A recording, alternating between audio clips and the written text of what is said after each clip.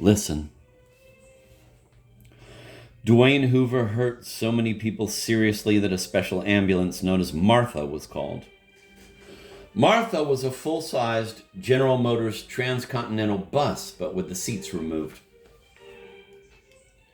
There were beds for 36 disaster victims in there, plus a kitchen and a bathroom and an operating room. It had enough food and medical supplies aboard to serve as an independent little hospital for a week without help from the outside world. Its full name was the Martha Simmons Memorial Mobile Disaster Unit, named in honor of the wife of Newbolt Simmons, a county commissioner of public safety. She had died of rabies contracted from a sick bat she found clinging to her floor-to-ceiling living room draperies one morning. She had just been reading a biography of Albert Schweitzer, who believed that human beings should treat simpler animals lovingly. The bat nipped her ever so slightly as she wrapped it in Kleenex, a face tissue. She carried it out onto her patio where she laid it gently on a form of artificial grass known as AstroTurf. She had 36-inch hips, a 29-inch waist, and a 38-inch bosom at the time of her death. Her husband had a penis 7.5 inches long and 2 inches in diameter. He and Dwayne were drawn together for a while because his wife and Dwayne's wife had died such strange deaths within a month of each other. They bought a gravel pit together out on Route 23A. But then the Maritimo Brothers Construction Company offered them twice what they had paid for it. So they accepted the offer and divided up the profits, and the friendship petered out somehow. They still exchanged Christmas cards. Dwayne's most recent Christmas card to Newbolt Simmons looked like this.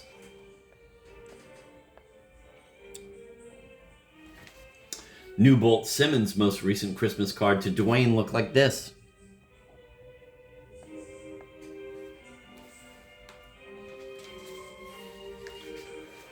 My psychiatrist is also named Martha. She gathers jumpy people together in little families which meet once a week. It's a lot of fun. She teaches us how to comfort one another intelligently. She is on vacation now. I like her a lot. And I think now, as my 50th birthday draws near, about the American novelist Thomas Wolfe, who was only 38 years old when he died. He got a lot of help in organizing his novels from Maxwell Perkins, his editor at Charles Scribner's and Sons. I have heard that Perkins told him to keep in mind, as he wrote, as a unifying idea, a hero's search for a father. It seems to me that really truthful American novels would have the heroes and heroines alike looking for mothers instead. This needn't be embarrassing. It's simply true. A mother is much more useful. I wouldn't feel particularly good if I found another father. Neither would Dwayne Hoover. Neither would Kilgore Trout. And just as motherless Dwayne Hoover was berating motherless Wayne Hubler in the used car lot, a man who had actually killed his mother was preparing to land in a chartered plane at Will Fairchild Memorial Airport on the other side of the interstate. This was Elliot Rosewater, Kilgore Trout's patron. He killed his mother accidentally in a boating accident when a youth. She was women's chess champion of the United States of America, 1936 years after the Son of God was born, supposedly. Rosewater killed her the year after that.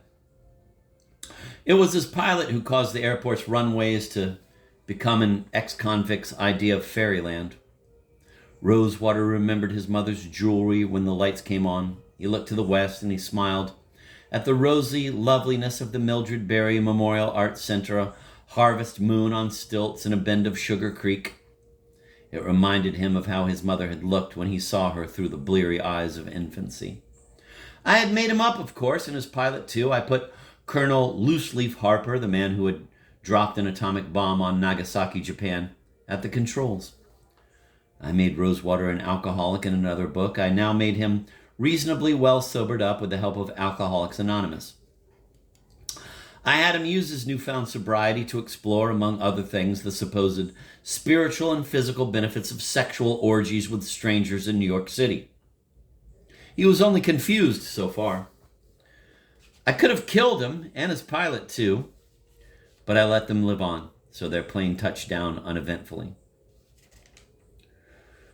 The two physicians on the disaster vehicle named Martha were Cyprian Okwende of Nigeria and Kashdrar Miasma from the infant nation of Bangladesh. Both were parts of the world which were famous from time to time for having the food run out. Both places were specifically mentioned, in fact, in Now It Can Be Told by Kilgore Trout. Dwayne Hoover read in that book that robots all over the world were constantly running out of fuel and dropping dead, while waiting around to test the only free-willed creature in the universe, on the off chance that he should appear.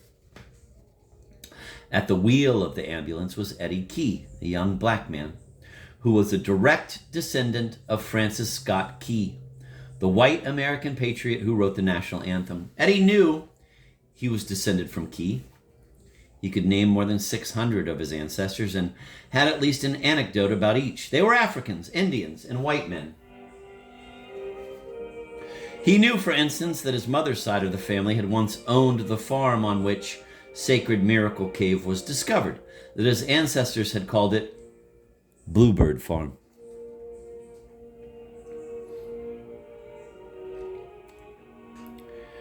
Here was why there were so many young foreign doctors on the hospital staff, incidentally. The country didn't produce nearly enough doctors for all the sick people it had, but it had an awful lot of money. So it bought doctors from other countries which didn't have much money. Eddie Key knew so much about his ancestry because the black part of his family had done what so many African families still do in Africa, which was to have one member of each generation whose duty it was to memorize the history of the family so far. Eddie Key had begun to store in his mind the names and adventures of ancestors on both his mother's and father's sides of his family when he was only 6 years old. As he sat in the front of the disaster vehicle looking out through the windshield, he had the feeling that he himself was a vehicle and that his eyes were windshields through which his progenitors could look if they wished to. Francis Scott Key was only one of thousands back there. On the off chance that Key might now be having a look at what had become of the United States of America so far, Eddie focused his eyes on an American flag which was stuck to the windshield. He said this very quietly. "Still waving, man." Eddie Key's familiarity with a teeming past made life much more interesting to him than it was to Dwayne, for instance, or to me, or to Kilgore Trout, or to almost any white person in Midland City that day. We had no sense of anybody else using our eyes or our hands. We didn't even know who our great-grandfathers and great-grandmothers were. Eddie Key was afloat in a river of people who were flowing from here to there in time. Dwayne and Trout and I were pebbles at rest. And Eddie Key, because he knew so much by heart, was able to have deep, nourishing feelings about Dwayne Hoover, for instance, and about Dr. Cyprian Okwende, too. Dwayne was a man whose family had taken over Bluebird Farm. Okwende, an Ndaro, was a man whose ancestors had kidnapped an ancestor of Key's on the west coast of Africa, a man named Ojumwa. The Ndaros sold him for a musket to British slave traders, who took him on a sailing ship named the, quote, Skylark, end of quote, to Charleston, South Carolina, where he was auctioned off as a self-propelled, self-repairing farm machine, and so on.